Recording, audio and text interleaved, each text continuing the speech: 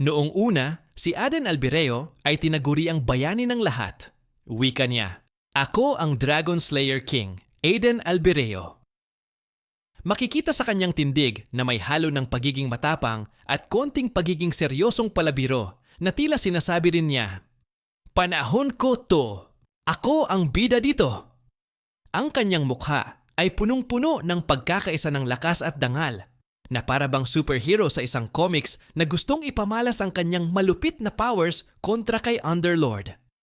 Ang madilim na hari na literal na ginawang basin ng dugo ang kalahati ng mundo. Hindi maikakaila, siya ang nagbigay ng liwanag sa gitna ng kadiliman. Bida-bida, kumbaga, pero at least may ambag sa lipunan. Pero teka, hindi naging madali ang tagumpay na yon. Sa sobrang bugso ng damdamin, napasigaw si Aden dahil sa kataksilan ng kanyang mga tinuring na kapatid. "Mga traidor pala kayo!" Sigaw niya na puno ng galit na halos gusto mo nang sabihan, "Chill lang, besh!" Pero hindi, seryoso siya. Sa pagkamatay ng Underlord, isang sumpa ang biglang bumagsak sa kanya na parang spoiler alert na hindi siya ikinatutuwa. "Sumpa? Alam na ninyo ito mula pa noon, hindi ba?" Bulong niya nang halos mag-init ang ulo. Pinakinggan ni Aden ang mga salitang galing sa may dilaw na buhok na mukhang manyakis. Sinasabing ang sinumang pumatay sa Underlord ay siya ring magiging bagong Underlord, isang alamat na parang tawag sa fiesta ng pamilya namin. Damang-dama niya ang bigat ng sumpa na parang nakakadena na hindi mo alam kung paano tatakasan. Ipinanganak ang sumpa na kailangang akuin. Walang ibang pagpipilian, pagsakripisyo para sa imperyo. Tila tinanggap niya ang malupit na kapalaran, pero may halong ayoko nito, pero sige na nga, nagalaw. Dumating ang trahedya sa kilos at gawa ng kanyang mga kaibigan, mga taong naupo sa kainan, pero merong secret side job na nagpabobo sa kanya. Binulong niya na tila sinusubukang magtampo. Akala ko mga kaibigan ko sila, mga kasama sa pakikidigma. Pero ang totoo, sila ay mga manloloko at ang tanga ko dahil naniwala ako sa kanila. Puno ng luha ng pagkabigo, iniisip ni Aden na mas gugustuhin ko pang mamatay kaysa maipit sa kailaliman ng walang hanggang kadiliman. Ngunit sa kabila ng malungkot na pangyayari, may aksyon sa puso niya. "Gagawin ko. Patayin silang lahat." Parang eksena sa pelikula kung saan biglang bumangon ang bida na may matinding galit. O plan, tanggalin ang lahat ng epal sa buhay ko.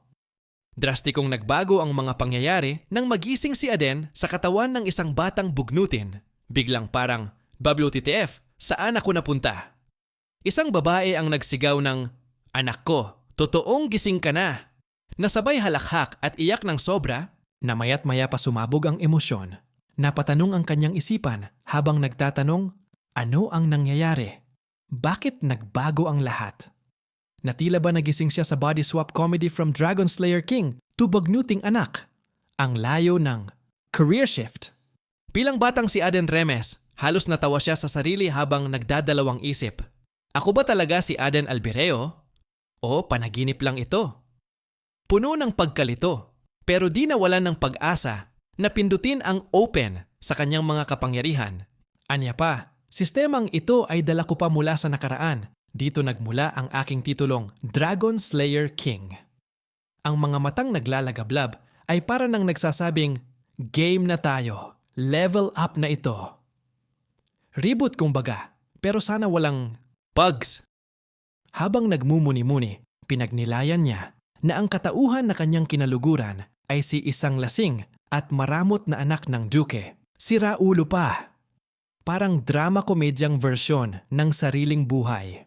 Ngunit ang apoy ng paghihiganti ay sobrang seryoso, kaya't buong lakas sambit niya. Ito ang huling regalo mula sa mga Diyos, pagkakataon na maghiganti at ituwid ang lahat.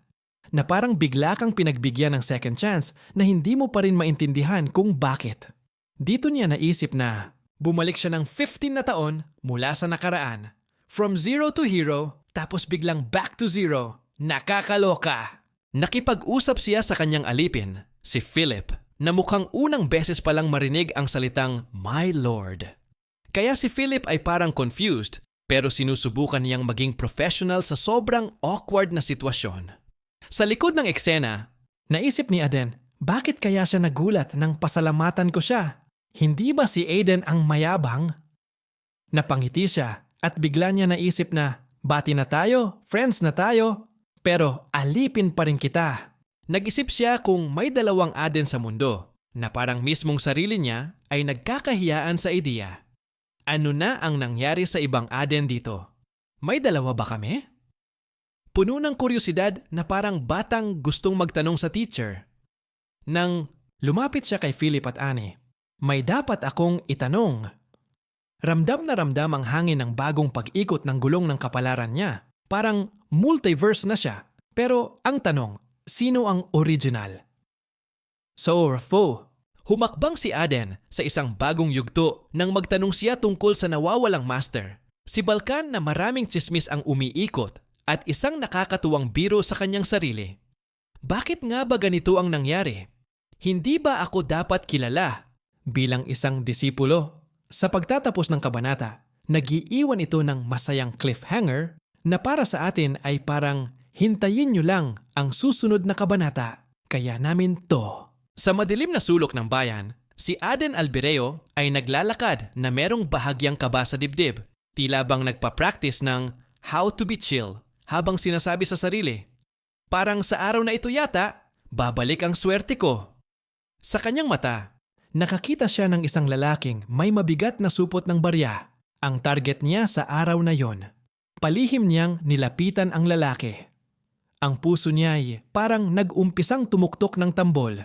Ngunit sa hindi inaasahang pagkakataon, sumipat si Balkan, ang kilalang mercenary king, na biglang nagalit sa makulit na tuta. Akala mo kaya mong magnakaw mula sa akin? Ang boses nitong makapangyarihan na halos maramdaman ni Aiden ang tibok ng kanyang puso na parang tambol na tinutugtog ng tambay habang nakasakay sa jeep. Sa loob ng isang kisap mata, pinigilan siya at hindi niya napansin na hinawakan siya sa balikat na parabang nakikita si Aden na mahusay na bata na may talento. Mula ngayon, disipulo na kita. Gagawin kitang pinakadakilang mercenary sa buong mundo. Ani Balkan, halatang may pagkatuwa at kaunting kalokohan. Mula noon, nagensayo si Aden sa ilalim ni Balkan. Dahan-dahan niyang pinanday ang kanyang pangalan bilang Dragon Slayer King matapos patayin ang Mad Dragon. Ngunit habang lumalakas ang kanyang reputasyon, ay bumalik sa hinaharap na kung saan isinaad ni Philip na wala namang disipulo ang mercenary king na si Balkan. Palihim na nagtaka ang ating bida. Bakit parang walang bakas ang pangalan kong si Aden Albireo sa panahong ito na disipulo ni Balkan? Nakangisi siya ng may halong kalituhan na may sariling mga katanungan habang nakatitig sa paligid, damang-dama ang pangungulila sa tunay na pagkatao at sa maraming pagbabago. Napansin ng mga tao na parang nagbago na si Lord Aden.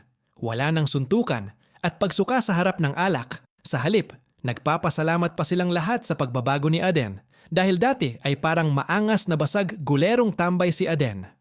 Sa kwentuhan nila, nabanggit ni Philip na minsan ay tinawag niya si Philip sa pangalan nito na alipin ka.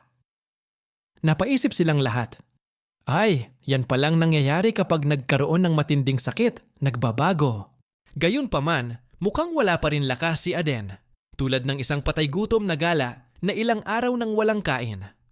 Ang mga mata niya ay parang walang sapat na battery at ang kanyang paglalakad ay parang nagmamadaling magtago sa trabaho. Habang nakikita niya ang kanilang manor na puno ng mga nagsasanay na kabalyero na parang mga robot sa isang serye ng drama, hindi niya mapigilang isipin. Bakit ba sila ang may lakas samantalang ako parang karneng dobuldet na lang? Dumating si Carl Remes, ang nakababatang kapatid ni Aden, isang taong balingkinitan sa disiplina at sakim sa posisyong tagapagmana. Hindi niya kinalimutan ipakita ang pagtrato sa matandang kapatid na parang malaking tanga at pasaway, palaging may bitbit na pagmumura at pagkahiya. Sa bawat tingin nila ni Aden, naramdaman ang tensyon at halos gustong magmukhang kontrabida. Ang inggit nakakamatay, pero mas nakakamatay ang magkape ng walang kain. Samantala, pumayag si Alden na sumama sa pagsasanay ng mga sundalo. Nais niyang makipagduel sa knight na si Basen. Nang kumilos na si Aden para makipagsabayan sa pagsasanay ni Basen, ipinakita niya ang pagiging veteran kahit nakatawan niya'y medyo mapurol na at matagal nang walang hilig sa laban. Si Basen naman ay parang barbarong sumulpot mula sa gubat, mga suntok at hampas na may halong pang-aasar na parang lakwat serong taong di mapakali. Sa bawat hampas ni Basen, ipinapakita niya ang mga galaw na natututunan niya pa sa kanyang master na si Balkan. Unti-unting itinatakda niya ang ritmo, pinipilit pa ring magbilis bagamat ang katawan niya'y medyo tuliro at kinakabahan. Habang umiikot ang espada, makikita ang titig ni Aden na puno ng konsentrasyon. Sa isang huni na parang uwak, naglabas siya ng mabilis na palo. Sagot ni Basen, isang swipe na sumabit sa lupa, isang taktika na kinabahan si Aden dahil sa mga malalakas na hampas. Hindi naman makapaniwala ang ibang knights sa kanilang nakikita. Sino ba naman ang hindi magugulat na dating lasinggero ay may itinatago palang talent sa paggamit ng espada? Speechless talaga. Hindi naglaon. Nakita ni Aden ang isang malaking butas. Sa isang kidlat na likas na hampas, tinamaan niya si Basen nang may lakas na parang pumalo sa tambol ng drum. Naging mandirigmang perpekto sa bawat sunod-sunod na atake at depensa. Napahinto. Si Basen sa makapigil hiningang sagupaan. Nagulat siya sa galing ng baguhan.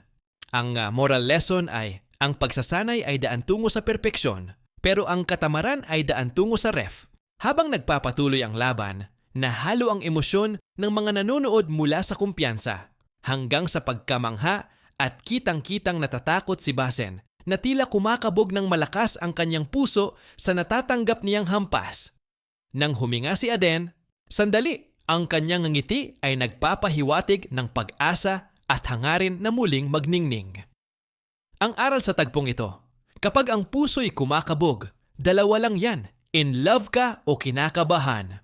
Sa pagtatapos ng laban, mahigpit pero may respeto na pinindot ni Aden ang balikat ni Basen, kasabay ng pag-angkin ng titulo. Ako si Aden Albireo, ang Dragon Slayer King na nakapatay sa Mad Dragon. Ang tingin ni Aden ay naglalagablab, puno ng determinasyong hindi basta matitinag. Sa likod ng pagod na parang bangungot na tinatawanan, bumalik ang isang mandirigmang handang harapin ang bagong laban. Simula pa lang ng sparring ni Aden at Basen, ramdam na ang lakas ng dating bida. Ang mga tunog na klang ng mga espada na nagbabangga ay parang naging fireworks sa birthday party. Si Basen, na medyo pikon pero matiyaga, ay walang tigil. Sa pagsubok pabagsakin si Aden. Hindi naman nagpahuli si Aden, kaya't tila naging mga paputok ang kanilang mga espada na nagsisilabasan ng apoy.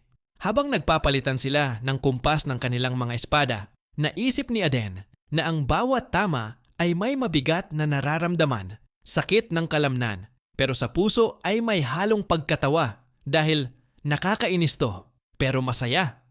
Ani niya na may halakhak sa isip. Si Basen naman, bagamat medyo naging mabangis sa tindi ng laban, ay hindi nagpapatalo sa galaw. Ang bawat tayo niya ay matatag, halos bumilis pa ang aksyon ng sagupaan gaya ng taong nakainom ng 3 kape. Sa isang mabilis na galaw ni Basen, umagaw ito sa atensyon ni Aden na halos mabigla na lang sa shock. Ano ba ito? Gusto mo akong patayin ng instant? Surrender? Wika ni Aden na para bang galit sa sarili pero natawa na lang sa kanyang sitwasyon. Ramdam niya ang unti-unting panlulupaypay ng lakas habang pinipilit atakihin ni Basen ang kanyang galaw. Sa kabila ng pagkagulo, nagwagi pa din si Aden sa dulo. Napansin ni Aden na kahit ang katawan niya ay hindi pa naibabalik ang tunay niyang lakas, di pa rin siya sumusuko. Habang nagpapahinga, napansin ni Aden ang mga bulong-bulungan at halo-halong pagkabigla at paghanga ng mga nanonood. Si Basen nga talaga ang natalo kay Lord Aden. Ang kanyang mga kamay na halos pumunit mula sa sakit ay pinipigilan niyang hindi pumalya sa pagpapanggap at ipinapakita niya pa rin ang matapang niyang side. Sa isip niya, puro ka na lang labanan pero masaya pa rin. Ulitin natin yan, Basen. Ang sagot ni Aden na may ngiting may dignidad pa din. Ngunit kinakamuhian niya ang pagod na naramdaman niya. Habang naglalakad na may iniindang masakit sa katawan, iniisip niya kung paano niya lulutasin ang kasalukuyan niyang sitwasyon. Ang mga pangyayaring ito ay parang tutorial level pa lang sa isang napakalaking laro na ayaw niyang matalo dahil alam niyang nagsisimula pa lang ang tunay na laban. Ang moral lesson ay, ang buhay ay parang laro pero walang continue. Pag game over na, habang nagpapahinga, naisip niya, para akong may pasa na may halong galit at nakakatawang pagkadismaya sa bago niyang katawan. Nahihiya siya sa sarili niya dahil kahit isang sparring lang, parang kinalawang na talaga siya sa pakikipaglaban. Ngunit hindi niya pinayagan ang sarili na maging palpak. Bahala na, kahit anong sakit, kaya ko pa rin magpanggap na hindi ako bobo at tanga dito, ang sabi niya. Kahit may nararamdaman siyang hapdi sa kalamnan, pero may halo pa ding paninindigan.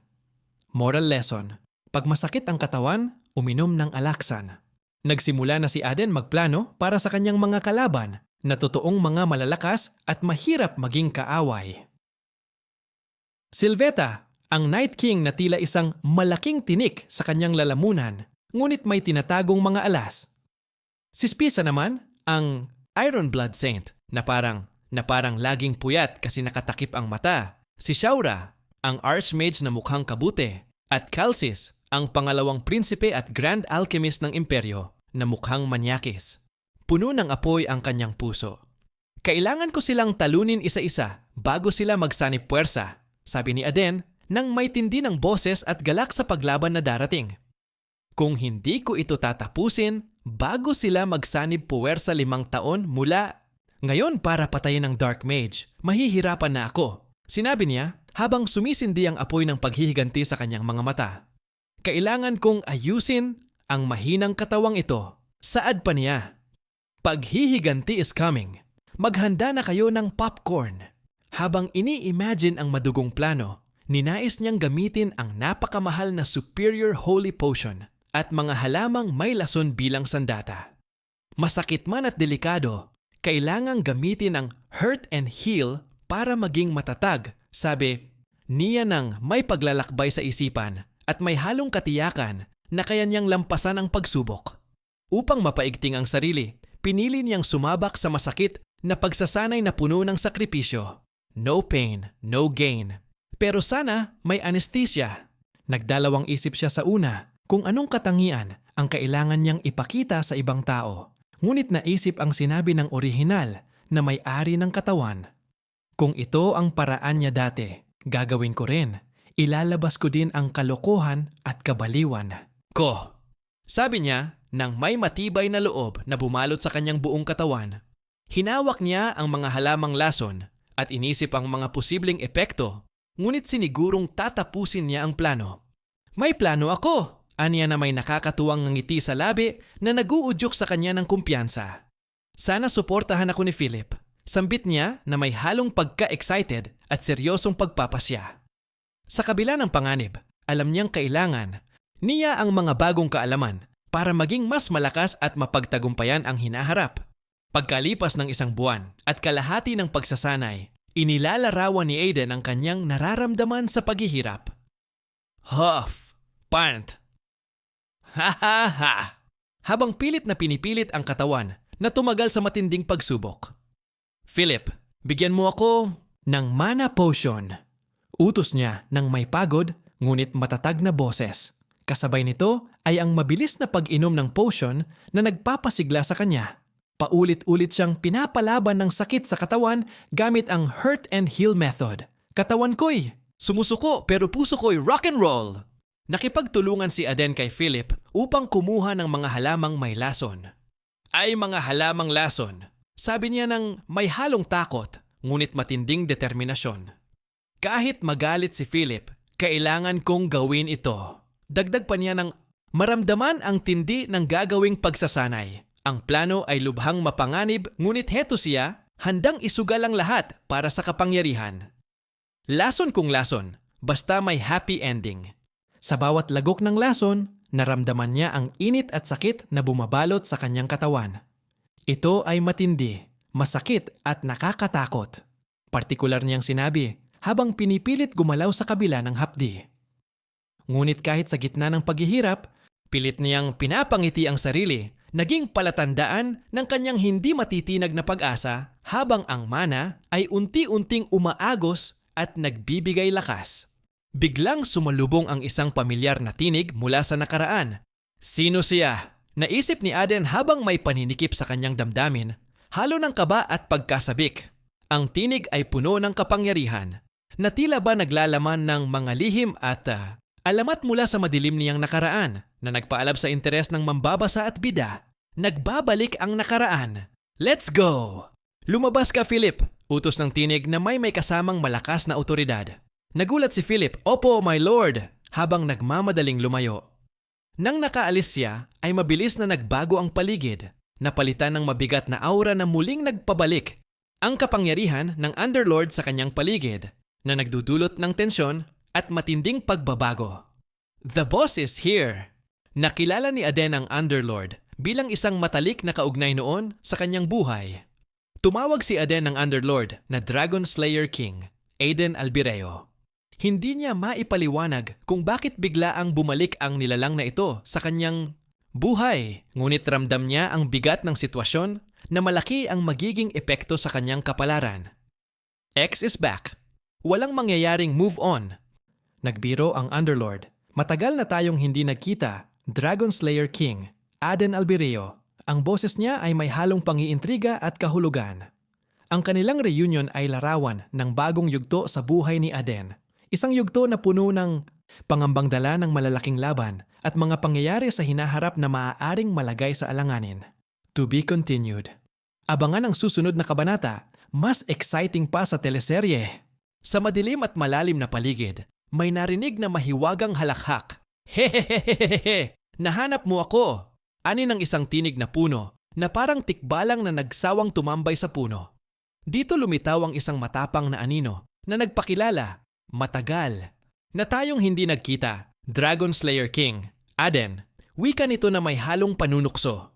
Sa mga sandaling iyon, naramdaman ang kakaibang bigat ng nakaraan sa pagitan nilang dalawa, na tila ba may tinatagong digmaan sa kanilang mga puso. Parang reunion ng mga ex ang awkward. Galit na sumagot ang Dragon Slayer King nang makita ang Underlord. "Ikaw nga, Underlord! Anong ginagawa mo rito?" Halos sumabog ang kanyang damdamin. May halong pagkasuklam at takot. Matindi ang titig niyang parang gustong durugin ang kalaban. Tumugon ang Underlord ng may malupit na halakhak. "Nakita kitang namatay gamit ang sarili kong mga mata." Sambit niya na akala mo testimony ng isang witness sa isang malagim na murder case. "Underlord, baka gusto mong magpaliwanag. Explain your side bago kita itumba." Habang nag-uusap sila, nagulat ating bida nang marinig na wala raw katawan ang Underlord ngayon. "Paano ka nakikipag-usap kung wala kang katawan?" Tanong niya na may halong pagkalito. Sagot nito, "Nakalimutan mo ba? Namatay ka na, Dragon Slayer King," na may kasamang malupit at malamig na matalim na pahayag na tila sumisindak sa kaluluwa ng hari. At sa isang saglit, ipinaalala pa niya, "Habang ikaw ay namamatay, nagsimula kang maging Underlord na nagbigay ng higit na takot at pagkabigla. Multo basto na nagpaparamdam? Kailangan ba ng Ghostbuster dito?" Nagbibigay ng malalim na presensya ang hari habang hinawakan niya ang dibdib. "Ibig mong sabihin, ako na ang Underlord. Ano ba talaga ang nangyayari sa akin?" Nakikita ang pagkalito, takot at unti-unting pagtanggap na pumipintig sa bawat salita niya. Binuksan ng Underlord ang kanyang mga plano. "Inilipat ko ang aking kaluluwa sa katawan mo para muling magising. Ngunit nagkamali ako. Pinatay ka naman ng mga tinuring mong mga kapatid." Sambit niya ng may mapanglait ng ngiti, na parabang nilalaro ang isipan ng kaaway. Dalawang souls sa iisang katawan ba naman? Literal na silang mag-soulmates. Nangamba ating bida sa bagong kapangyarihang dinamdam niya. Kung ganoon, paano ko paatayin ang sarili kong kaluluwa na nasa loob ko? Halatang naghahanap siya ng sagot habang lumalabo na parang alon ng kaguluhan sa kanyang isipan. Nilinaw ng Underlord ang kanyang hangarin. "Sabay nating gagamitin ang makapangyarihang puwersa sa iyong katawan. Pag namatay ka, mamamatay din ako."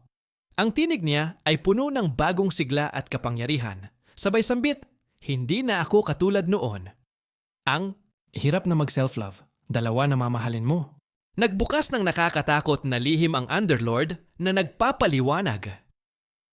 Ang dahilan ng aking pagkasira ay ang connection ko sa Demon God, isang madilim at nakakatakot na nilalang na ngayoy naputol nang ako ay naipit sa void. Sabi niya ng may mapanirang ng ngiti. Ang mga salita ng Demon God noon ay ang bumalot ng galit sa aking pagkatao noon. Pumatay ng tao, patayin silang lahat. Ang kanilang mga sigaw ay dapat magbabad ng dugo sa mundo. Sambit ni Underlord kay Aiden. Demon God, parang boss level sa isang online game. Nagulat ang ating bida nang malaman ang tungkol sa Demon God. Hindi ko kilala ang nilalang na iyon.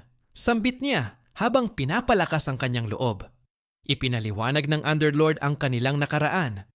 Ako ay alipin noon ng Demon God. Ipinatupad ko ang kanyang kalooban na may pagkamuhi sa kanyang tinig. Nang tanungin kung bahagi ito ng plano, tahimik siyang nag-isip na para bang may madilim na sikreto na nakatago pa na dapat niyang malaman. Past is past, pero mukhang haunted pa. Rin si Underlord, move on Bess! Pinakita ng Underlord ang kanyang ginawa noon. Nabaligtarin ang oras gamit ang kakaibang kapangyarihan ng Dragon Mana ng ating bida. Sinubukan kong bawiin ang oras at gamitin ang kapangyarihan mo. Dahilan ng sandaling pagkamangha at pagkalito ng ating bida na naging sanhi ng mas malalim na palaisipan. Ngunit biglang napagod ang Underlord. Nakakapagod ang lahat. Magpapahinga muna ako. Aniya ng may bahid ng pagod habang unti-unting lumalayo na nag-iwan ng tanong at pag-aalinlangan sa ating bida time travel. Sana all my time machine. Pagka bumalik kayo ako sa EDSA, traffic pa kaya sa EDSA? Pagkalipas ng isang buwan, unti-unting nagsimulang makipag-usap ang Underlord sa loob ng katawan ng hari. Bagamat hindi maganda na narito ka, may kaluguran akong nadarama. Wika ng hari na nagpakita ng bahagyang ngiti kahit na may kasamang panibagong pasanin. Sa kanyang pagsasanay, ginawa niya ang mga scarecrow bilang kalaban. Ang hurt and heal training ay talagang epektibo. Pero parang hindi na sapat, ang sabi niya, na puno ng determinasyon para sa kanyang pag-unlad. Kahit scarecrow na papagod na sa training, kailangan na ng bagong sparring partner. Habang nahihirapan sa training, biglang dumating si Ro. Sinisipat niya ito ng sinisipat at bigla niyang naalala na ito ang tao na nakasama ng Lord Aiden sa kanyang nakaraang buhay. Nakita niya si Ro na nagsasanay kasama ang ibang knights at kitang-kita niya na nahihirapan ito sa training. Ngunit kapansin-pansin na labis na nagtataka ang ating bida sa kanyang nakikita. Naalala ng hari ang mga sandaling kasama niya si Ro sa nakaraan niyang buhay, isang dating mercenary na may masamang ugali, ngunit minsang naging tagapagligtas ng ating bida. Ro, hindi ako makapaniwala na nandito ka na muli, sabi niya, sa kanyang isipan na may halo ng pagkabigla. Ang kanilang nakaraan ay kontrobersyal kaya mahirap tanggapin ang pagbabago, ngunit pareho nilang pilit hinaharap ang bagong yugto ng kanilang buhay. Sa nakaraang niyang buhay, namatay si Ro noong kinalaban nila ang Mad Dragon Friends or Frenemies. Abangan ang susunod na kabanata ng kanilang bromance. Habang nagtatanong sa sarili ang ating bida, naalala naman ng ating bida ang mga alitan nila ni Ro nakaraan, napaisip siya, bakit ba ang taong ito palaging nandito para pahirapan ako? Ang bahagyang ngiti sa kanyang labi ay tila nagpapahiwatig ng tuwa habang pinapasa ng sakit. Ngunit nagbigay si Ro ng munting regalo bilang simbolo ng bagong relasyon. Marahil ay tadhana ang pagkakaibigan natin. Wika ni Ro na may panibagong pag-asa. Lahat ng iyon ay alaala na lamang ng nakaraan dahil ngayon bata pa si Ro at mahina. Sa training ground ay iba't ibang pakikipag-usap ang bumuo sa kanilang samahan.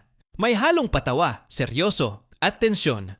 Lalong pinatibay ng nakaraan at mga bagong hamon. Paanong nalaman mo ang tungkol sa bagay na iyon? Tanong ni Ro na may halong pagkadismaya at pagtataka. Habang umuusad ang kwento, ipinamalas ang mga pag-uusap na puno ng saya, galit, at kakaibang halong emosyon na nagpapasigla sa bawat sandali. Secrets revealed. Baka magkaalamanan ng mga crush dito sa training ground. Sa dulo, habang nakatitig ang Dragon Slayer King sa mga bituin at nagmumuni ay lumapit naman si Ro. Gagalingin mo ba ang aking braso, Lord Aden? Ang kanyang mga mata ay naglalaman ng pag-asa at determinasyon na harapin ang bagong bukang liwayway. Isang matinding pag-iiwan ng palaisipan ang naglalapit sa susunod na kabanata na punong-puno ng hamon at pagsubok. Teka, may insurance policy na kaya si Ro? Sa isang banda, naalala ng ating bida kung anong klaseng pagkakaibigan na meron sila ni Ro sa dati niyang buhay. At biglang pagtanaw ng utang na loob, tutulungan niya ito sa kasalukuyan nilang buhay. Lumipat ang tagpo sa isang madilim ng gabi. Tumindig si Ro, ang tinaguriang left-handed speedster. Habang pinipilit niyang patahanin ang ginaw ng kanyang kanan na braso. Sinabi ng kanyang Panginoon na may pag-asa pa sa kanyang kalagayan. Ngunit may kapalit ito, isang kontrata na magbubuklod sa kanya bilang isang alipin para sa hambuhay. Sinabi niya ito habang nakabulalas ang kanyang mukha. Ngunit si Ro, na may bahagyang nangangatog na tinig, ay nagtanong, Panginoon, tunay po bang malalapatan ng lunas ang aking kamay? At sa kabila ng kanyang pag-aatubiling mukha na pangiti, siya nang medyo may pag-asa na dumarampi sa kanyang mga mata. Nagpasya silang magtatag ng isang kontrata. Walang libreng bagay sa mundong ito, sambit ng Panginoon, habang pinipilit ipakilala ang mga kondisyon. Si Ro, bagamat naiinis sa ideya na parang pagkakadena, ay napilitang pumayag sa katotohanan. Kung wala akong ibang opsyon, tinatanggap ko ito. Sariwa ang kanyang mga salita na may halong pasakit at determinasyon. Ang kontrata ay parang naging isang tanikala na kumakapit hindi lang sa kanyang braso, kundi sa kanyang buong katauhan. Ayos. Na rin siguro maging kaliwete kasi paglingkuran ng kupal na si Lord Aden. Joke ko lang yon. Wala yun sa kwento. Nang sinimulan nilang usisain ang maaaring lunas, naharap sila sa kaba at takot. Hindi ko po ito sinasabi sa iba, ngunit ang aking kanan ay tila ba walang buhay, sambit ni Ro ng may halong lungkot. Ipinaliwanag ng Panginoon na may sakit siya. Isang kondisyon na tinawag nilang mana depletion syndrome. Isang pangkalahatang tawag sa anumang karamdaman sa mana organ. Napahawak si Ro sa kanyang braso. Ang lamig nito'y halatang kahirap-hirap sa kanya. Iniisip ni Lord Aden na meron itong lunas pero madidiskubre pa ito 10 taon pa sa hinaharap. Nalipat ang kwento na merong hinahanap sila Lord Aden at Ro sa syudad. Dinala sila sa Marilyn City kung saan si Casey ay naninirahan. Habang naglalakad sila patungo sa isang lumang maliit na tindahan na tila hindi karaniwang klinika, tanong ni Ro sa kanyang sarili, talaga bang may lunas dito? Ang kanilang pag-asa ay dinala sa isang alchemist na beastfolk, si Cassie, na matapang ang pananalita ngunit matalino. At nang pumasok sila, sinalubong sila ng mabagsik na salita ng may-ari. Hindi kami klinika rito. Umalis kayo kung naghahanap kayo ng gamot. Ngunit pinilit ng Panginoon na ipaliwanag ang sitwasyon hanggang sa ipakilala si Cassie bilang alchemist na may kaalaman sa kanilang sakit. Bagaman pinag-aaralan ko ang sakit na ito, wala pa akong ganap na lunas, ani ni Cassie, upang maitaguyod ni Lord Aden ang kanyang autoridad. Sinabi ng ating bidad na alam niya rin na may sakit din itong mana syndrome at mas malala ang kanyang pinagdadaanan. Naglabas si Lord Aden ng parang lumang scroll. Ang papel na ito ay naglalaman ng mga sangkap upang matuklasan ang lunas sa mana syndrome. Sinambit ni Lord Aden na nais niyang gumawa ng deal kay Cassie. Kapalit ng kanyang ibinigay kay Cassie na mga impormasyon ay nais ng ating bida makuha ang singsing na suot nito, ang Ring of Swiftness, ang artifact na kayang pabilisin ang galaw. Sa loob ng 30 segundo, pwede itong magamit ng 3 beses sa loob ng isang araw. Sa una ayaw ni Cassie itong ibigay dahil isa lamang itong accessory na para sa babae at isinaad pa niya na mahalaga ang singsing niya sa kanya. Ngunit sinaad ni Aden na hindi niya na ito kakailanganin, na handa siyang magbigay ng seguridad sa kanya dahil nais niyang dalhin ang babae sa Duke's Manor. At bibigyan niya rin ito ng pinansyal na suporta para sa kanyang mga research. Di nagtagal, iniabot na ni Cassie ang singsing kay Lord Aden dahil nakumbinsi niya na itong sumama sa kanila. Kapag may biglang dumating na may balita, alam mo na, may cliffhanger na naman. Lumipat ang eksena na kung saan ay nakarating na ng Duke's Manor, sila Lord Aiden na kasama na si Cassie. Namanha siya sa laki at ganda ng lugar. Habang pumasok sa eksena si Philip na patakbong sumisigaw sa ating bida, "San ka na nanggaling? Lord Aiden, may dala akong masamang balita." Sigaw nito na halos maubusan ng hininga. Si Philip ay biglang tumakbo, hingal-hingal, at halatang nag-aalala habang sumigaw, "May masamang balita!" Anin niya ng may matinding kaba. Napatingin siya kay Aden na agad nagtaka at nagtanong, "Philip, anoong nangyari?" Sa kanyang paghahabol ng hininga ay sinabi niya, "Tungkol ito kay Lord Carl." Halatang nanginig ang kanyang boses, kasunod ng balitang si Lord Carl ay nawala sa bundok kung saan maraming kakaibang nilalang. Hindi makapaniwala si Aden. Lumaki ang mga mata niya at nagulat nang marinig ang sinabi ni Philip. Si Lord Carl ay nawawala sa bundok ng mga demonic creatures. Wika ni Philip na tila ba napuno ng takot ang kanyang dibdib. Nagulat si Aden at napabulong, nawawala siya? Aniya habang unti-unting bumabalot ang kabigatan sa hangin. Ang bundok na pinuntahan ni Lord Carl ay kilala na tahanan ng mga mahihinang nilalang lamang, ngunit ang pagkawala niya ay seryosong issue. Ipinahayag ni Philip na 2 araw nang umalis si Lord Carl upang mamuno sa isang paghahanap, ngunit hindi pa rin siya nakauwi. Sabik si Aiden na malaman kung nabuo na ang bagong search party at nalaman niyang paparating na umano sila upang maglakbay. Kung wala si Carl, mawawala ang lahat ng aking balak na paghihiganti dahil magiging successor ako ng Duke sa pamamahala ng aming nasasakupan. Kailangan ko siyang iligtas. Wika ng ating bida na halatang seryoso at may apoy ang mga mata.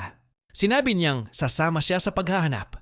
Ang lahat ng ito ay nasabi ng ating bida sa kabila ng babala ni Philip tungkol sa panganib sa bundok.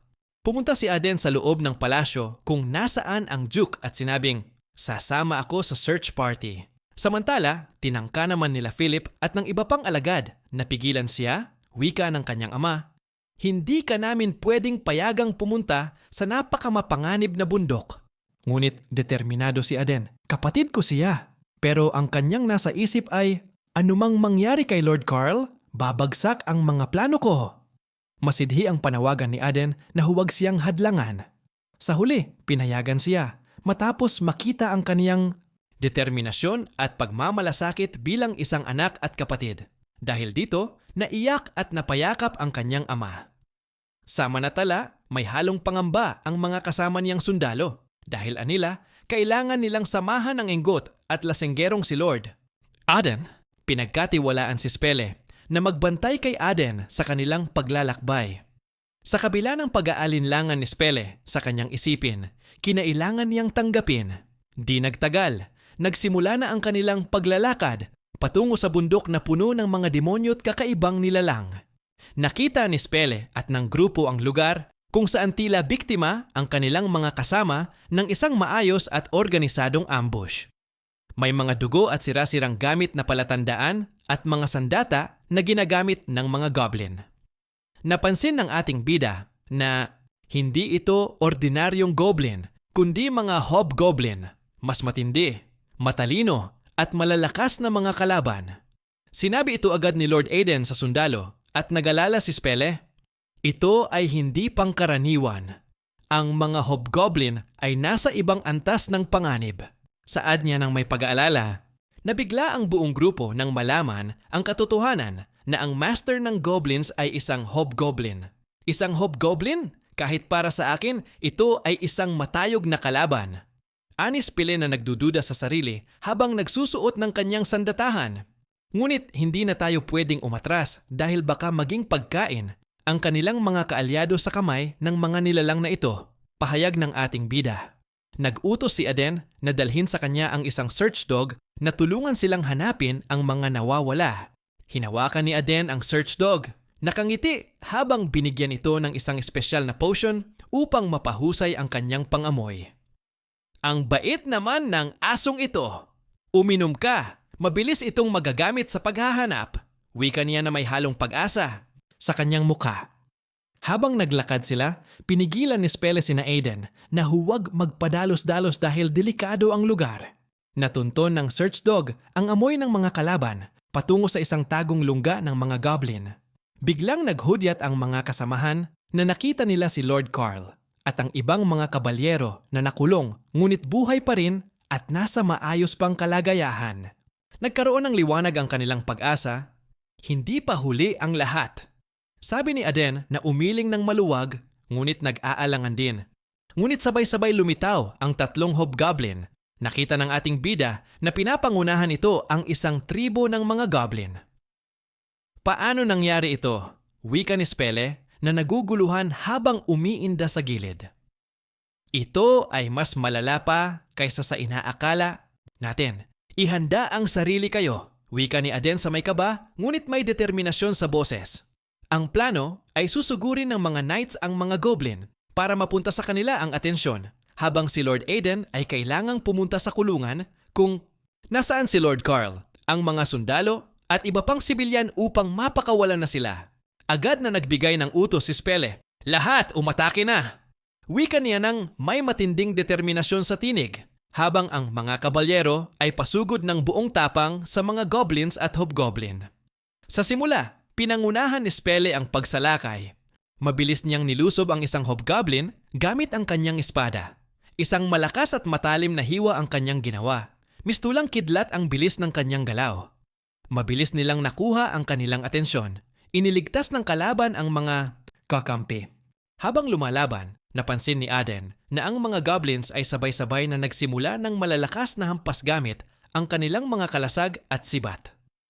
Isa sa mga hobgoblin ay nagtangkang sapitin si Aden gamit ang matalim na sibat. Sa kabilang banda, nagulat si Lord Carl at iba pang mga sundalo dahil hindi nila inaasahan na si Lord Aiden pa ang makakapagligtas sa kanila. Sobra-sobra na ang mga kaguluhan na nangyayari sa labas ng kulungan, ngunit mas mabilis niyang nailikas ang mga kakampi niya. Habang papalabas sila sa Lord Carl sa kulungan, biglang napasigaw siya, "Aden! Sa likod mo!" Biglang sumabay na hampasang mga kalaban nang may lakas na parang kulog. Biglang lumabas mula sa likuran ni Aden ang isang dambuhalang troll na may nakakakilabot na katawan at naglalabas ng mabigat na hagupit mula sa kanyang malalaking kamao. Napangisi si Aden sa pagkakataong ito. Ito ang tunay na leader ng mga halimaw na ito. Sigaw niya habang agad na iniwasan ang isang napakalakas na hampas ng kamao ng troll na umikot ng halos paikutin siya sa ere. Tinangka ni Aden na salakayin ng troll. 2 sugat ang ginawa niya sa troll. Gamit ang espada ay pumutok ang isang malakas na hampas sa troll, subalit gumaling agad ang mga sugat nito. Hindi ito ordinaryong nilalang. Napakabilis ng kanyang regenerasyon. Wika niya na may halong pagtataka at pagkabahala. Hindi maiwasang humingal at napagod. Nang husto si Aden, iniisip niya, kung ganito lang ang lakas ko, wala akong magagawa laban dito. Ngunit hindi pa rin tapos ang laban. Ang troll ay muling bumangon ng mas matibay na parang wala ito namang sakit. Alam ni Aden na kailangan niyang humanap ng ibang paraan upang talunin siya kung hindi ay mamamatay siya rito. Hindi ito basta-bastang demonyo. Bulong niya sa sarili habang pinaghahandaan ang susunod na hakbang. Habang nakatingin siya sa halimaw, ipinailaw niya ang kanyang singsing. Mukhang iniisip na ng bida na gamitin ang kanyang alas sa labang ito. Nagulat ng husto si Lord Aden at ang kanyang mga kasamahan nang biglang sumulpot ang isang dambuhalang troll sa gitna ng kanilang sagupaan laban sa mga hobgoblin. Ang Knight Commander ay halatang nabigla at kitang-kita ito sa kaniyang iwinika. Bakit ba may troll dito ng bigla? Ngunit kahit may pagkainis, hindi siya nagdalawang isip at buong tapang na sinabi, "Tutulungan kita, Lord Aiden!" Sa kabilang banda, makikita naman si Lord Aiden na may binabalak na gawin sa sagupaan nila ng troll monster. Kapag biglaan talaga ang bisita, dapat laging handa ang kapit espada. Hindi nagtagal, ipinakita ni Lord Aiden ang kanyang kamay na may singsing na ibinigay ni Cassie, ang Ring of Swiftness. Nakuha ko ito kay Cassie, sakaling kakailanganin.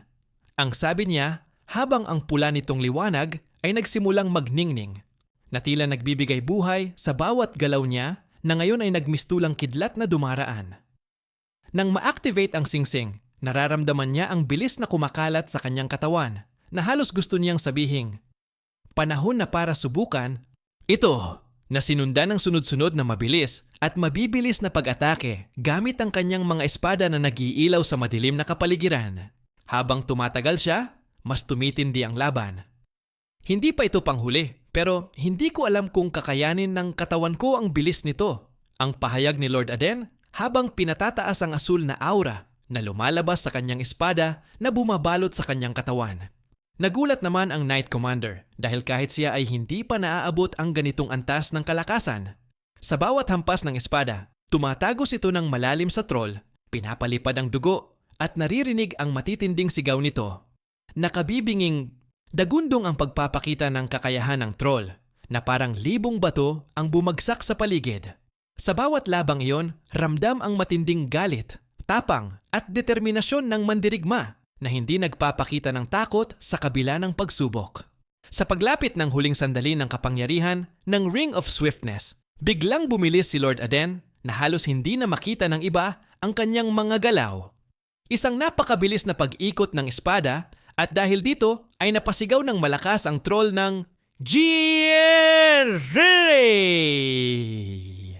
Nang matapos ang 10 segundo na bilis na dulot ng Ring of Swiftness, ay nakaramdam ng pagod ang ating bida kaya agad na bumaba ang kanyang lakas. Huminga ng malalim siya at may halong lungkot tinawag. Tapos na ako dito. Biglang nahulog. Sa puno ang ating bida. Dahil sa pag-aalala, napasigaw ang mga sundalo ng tulungan niyo si Lord Aden. Baterya low na si Hero, kailangan ng power bank.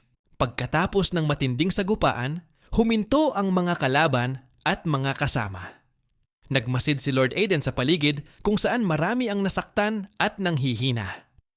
Narealize ng ating bida habang nakahiga sa ibabaw ng mga sanga ng puno na kinakailangan niyang mag-ingat sa paggamit ng Ring of Swiftness sa susunod. Nalapit naman ang eksena sa ama ng ating bida, ang Duke. Maraming nasaktan dito. Siguraduhing mabigyan sila ng tamang tulong sa maabot ng ating makakakaya. Ang kanyang panawagan na nagpapakita ng tunay na lider na may malasakit sa kapwa. Dala ng kaniyang malaking interes sa nangyari, napantanong ito ng, totoo bang natalo ni Aden ang troll? At umalingaw-ngaw ang tugon ng kanilang Knight Commander, opo, nasaksihan namin lahat kasama ang ibang sundalo. Dahil dito, napatingin sa malayo ang Duke at napatanong ng, totoo ko ba talagang anak ito? Hindi makapaniwala ang Duke sa naging ambag nito sa kanilang misyon. Sa pag-uwi ni Lord Aden, nagsagawa muna itong meditation sa kanyang kuwarto upang muling maaral ang kanyang katawan. Sinalubong siya ng isang mahiwagang nilalang na tinawag ang sarili niyang Underworld King. Sa kanilang pag-uusap, walang takot na ipinahayag ng nilalang na siya ang Underlord kahit na may halong biro, pagkainis at pagkabigla ang dalawa. Sapagkat biglang nainis si Lord Aden dahil magkikita na sila sa madalas na pagkakataon. Ngunit walang prenong sinabi ng Underlord na, napakasama mo naman para sa nilalang na tumulong sa iyo na mabuhay muli at makabalik pa sa nakaraan. Natawa din ng sobrang bulalas ang ating bida dahil nakita niya ang katawan nito na napakaliit pa lamang. Saad naman nito na habang lumalakas si Aden ay magkakaroon din siya ng maayos na imahe at magiging malaki din siya. Wika pa nito. Sa kabila ng mga pasaring at tampuhan, kitang-kita ang respeto at masalimuot nilang ugnayan bilang magkaaway sa nakaraan na tila hindi naghiwalay. Tinawag ni Aden ang Underlord na curse, biglang tanda ng kanilang pagiging isa. Parang aso't pusa, laging nagbabangayan pero di naman maghiwalay. Makaraan ng 1 linggo, bumisita si Lord Aden kay Cassie upang tanungin tungkol sa progreso ng kanyang research at kalagayan ni Ro. Nakita niyang gumaling na si Ro at taos-pusong nagsabi, "Salamat, aking Lord.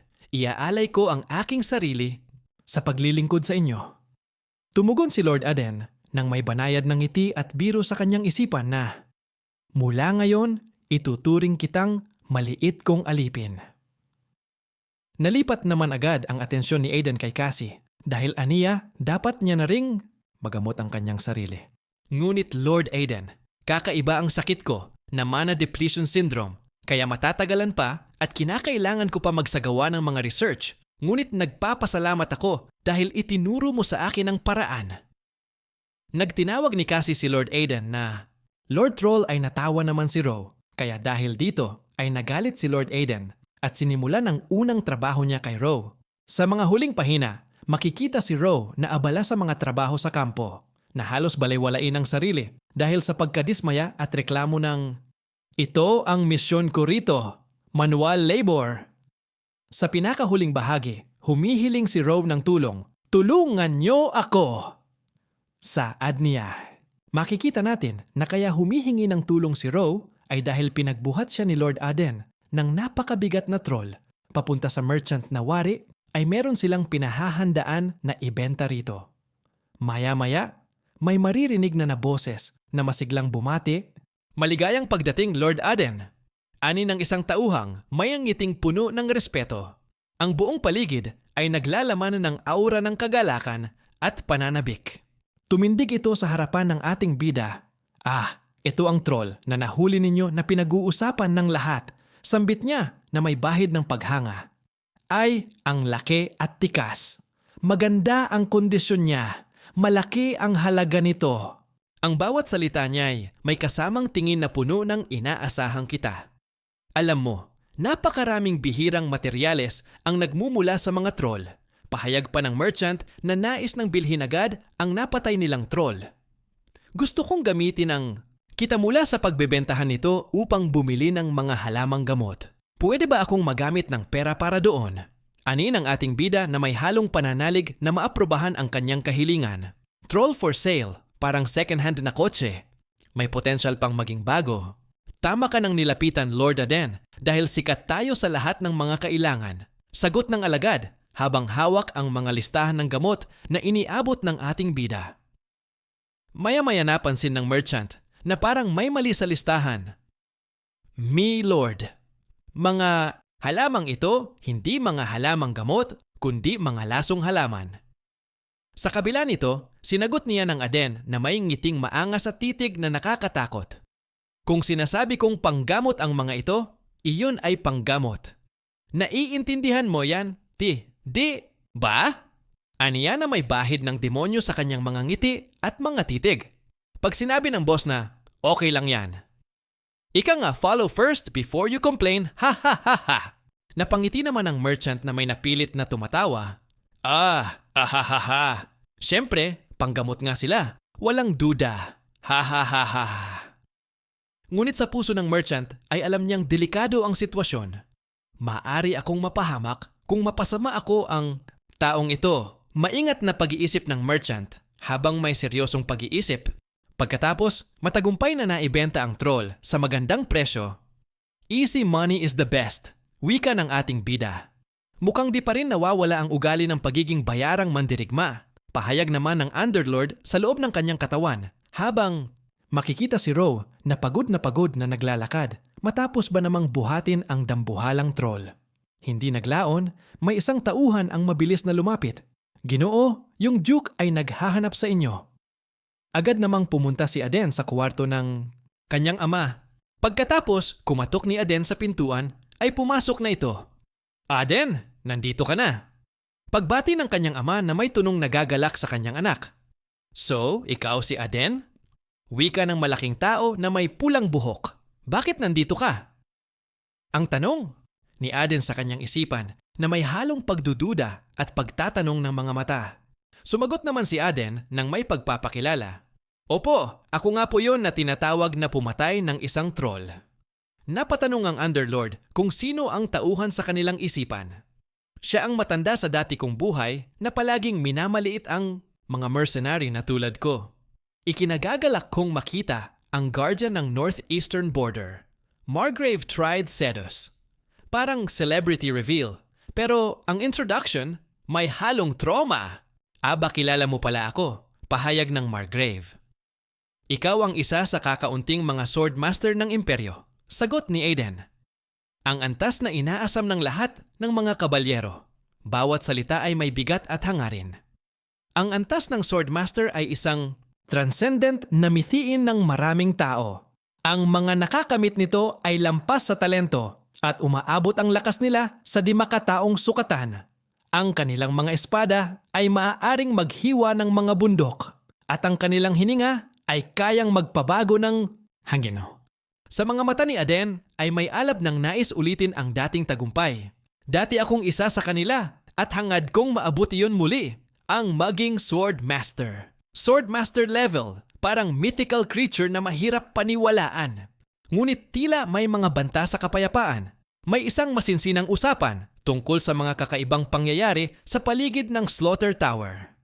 Narinig ko na may mga kakaibang galaw ng mga halimaw doon, wika ng Duke sa Margrave. Dahil dito, naalala ni Aden ang isang familiar na tauhan na nais niyang paghigantihan. May negosyo rin akong aayusin sa simbahan ng Diyos ng pagpatay na nakatayo sa Wasteland of Death. Saad ng Margrave. Tutulungan mo ba kami, Duke? Saad pa ni Margrave. Huwag kayong mag-alala, tutulungan namin kayo. Sambit ng ama ng ating bida. Slaughter Tower at Wasteland of Death? Parang theme park na hindi mo gugustuhing puntahan. Nagbukas din ang usapan tungkol sa alok ng pagsali sa isang orden ng mga kabalyero, isang pribilehiyo at karangalan. Nais mo bang ikonsidera na sumali, Aden? Nabigla si Aden sa sinabi nito. Marami akong naririnig tungkol sa iyo. Naabot muna ang antas ng Sword Aura sa loob lamang ng kalahating taon na pag-eensayo. Noong una ay hindi ako naniniwala, pero ngayong nakita naniniwala na ako. Ipinapangako ko mula sa aking pangalan na gagawin kitang pinakamagaling na swordsman sa buong kontinente ng kanluran. Dagdag pa nito, night offer, parang job offer na may benefits. Ngunit matapang na tinugon ni Aden, salamat po sa alok, ngunit kailangan kong tanggihan. Sa kanyang puso, naniniwala siyang makakamit niya ang tagumpay sa sariling pagsisikap. Best swordsman offer? Parang dream job, pero mas gusto ni Aden na maging freelancer. Alam mo ba ang ibig sabihin ng pagsali sa Orden ng Sedus?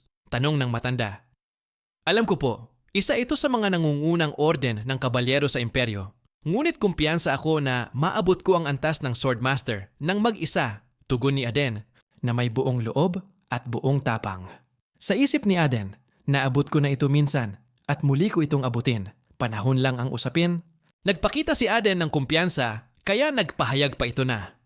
Kahit ngayon, kung maglalaban tayo, makakapag-iwan ako ng isang gasgas sa katawan mo. Bumulalas ang Margrave ng tawa na may halong pagkabigla at galit. Paano ka naging ganito? Katapang? Pagtataka pa ng matanda. Confidence level, parang nag-apply sa job na wala pang experience. Sa gitna ng laban, ipinakita ng matanda ang tinatawag na Master Fear. Isang kapangyarihang kayang yumanig sa paligid. Iyan ang kapangyarihan na nagpapabigat sa hangin. Paliwanag ng ating bida. Sa sobrang interesting ng mga pangyayari, nagkaroon na lamang ng hamon na bet o pustahan ng dalawa. Saad ni Aden, pag hindi nagasgasan o nasugatan si Margrave, ay sasali daw siya sa order. Pero kapag nanalo ang ating bida, ibibigay niya ang espada nito na heirloom ng kanyang pamilya. Nais ko itong espada, ibigay mo ito kung ako'y manalo. Buong tapang na wika ni Aden. Nagtaka ang kalaban. Ang espada na iyon? Paborito ko ito. Apelyido't alaala ng aking pamilya. Ngunit tinanggap ang bet ni Margrave kahit na may halong nakakahiya. Nagiging mas matindi ang tensyon habang madarama ang kapangyarihan ng dalawang mandirigma. Makikita natin na sumang-ayon ang Swordmaster sa pustahan na kanyang iniaalok. Sa isip ni Aden, hindi niya papalagpasin ang pagkakataon na maaari niyang makuha ang legendary sword sa Baalzebul sa kamay nito. Dahil sa kasakiman, sa kapangyarihan na ipinakita ni Aden, natuwa si Curse, ang dating Underlord, at nasabi pa ng anito na katulad siya nito sa dati niyang buhay na sakim din sa kapangyarihan. Lumipat na ang eksena sa training ground, kung saan ay makikita natin na magkaharap na nakatayo sina Margrave at Aden na hawak ang kani-kanilang espada. Sa kaba na nararamdaman ni Aden, napasabi ito na ang hawak niyang legendary sword na para sa pagpatay ng ogres at goblin ay gagamitin niya ng yon sa harap ng tao. Natawa naman si Margrave dahil saad nito. Sinong nakakaalam na baka ikaw ay isang goblin or ogre? Ang espada ni Margrave, parang all-purpose cleaner. Pwede sa lahat ng uri ng kalaban. Iniisip na ngayon ni Aiden ang kanyang madidiskarte sa laban. Naisip niya na hindi pa din nagbabago si Margrave Sedus dahil bukang bibig niya ang dignidad ng knights na dapat ay gawin mo ang lahat kahit sino pa ang kaharap mo sa laban. Hindi. Namin pwedeng gamitin ang espada ng aura at hindi dapat gumalaw ang kanang paa ni Margrave Sedus. Aniya pa, para sa isang swordmaster, ito ay may maliit na kahirapan. Nagsimula na ang laban sa gitna ng kumpiyansa at kasabikan, napapalibutan ng mga matang sabik sa kanilang ipinakitang husay. Biglang dumami ang crowd na nanunood sa kanila. Ilang sandal ay sumugod na sa Aden. Let's go! Sa simula ng matinding laban, ramdam na ramdam ang tensyon sa hangin. Mabilis na inilunsad ni Aden ang unang atake, isang mapanganib na pagsugod diretso sa leeg ni Margrave. Napatingin si Lord Sedus na tila nagulat sa tindi ng unang hampas, ngunit mabilis din siyang nag-react. Kita ko na may karanasan ka na sa tunay na pakikipagsagupaan, wika ni Sedus ng may tiwala habang pinigilang maabot ng kalaban ang leeg niya gamit ang kanyang espada. Alam kong masasangga mo yun, pahayag ni Aden. Sa paghabol ng sandali, pinigil niya ang atake gamit ang kanyang sandata at ginawa ang mabilis na pa-counter-attack. Nang pilitin ng kalaban na palakasin pa ang hampas, pinakita ni Margrave kung paano niya pinigilan at iningat ang sarili mula sa mga sunod-sunod na atake. Napansin ng kalaban na ang estilo ni Aden ay medyo hilaw at hindi formal. Parang, kalat na mababang mercenary ang galaw mo, aniya na may halong panghihiya at pagkainis. Ngunit hindi ito nagpahina kay Aden. Sa halip, inisip niya ng may matapang na tono. Tingnan natin kung paano mo kakayanin ang estilo ng bayarang mandirigma. Sa puntong ito, nailabas ni Aden ang kanyang kakaibang tactical moves. Hindi niya inaatake ng diretso tulad ng formal na swordmaster, kundi gumagamit ng mga unpredictable na galaw. Mabilis na pagtalon pabalik at biglaang pagsugod sa gilid. Nawaring sinusubok ang depensa ng kalaban. Hindi rin niya iniiwasang gumawa ng malalakas na hampas sa sandata na may kasamang mabilis na pag-ikot ng katawan, na parabang isang sayaw ng digmaan na may kalakip na galit at determinasyon. Ngunit hindi rin nagpahuli si Margrave Sedus na may taglay na sangkatutak na karanasan. Mabilis niyang sinanyasan ang mga maliliit na hakbang. Mabilis na pagliko ang kanyang mga kilos upang matanggihan at lampasan ang mga atake. Ang laban na to, parang concert, ang daming audience.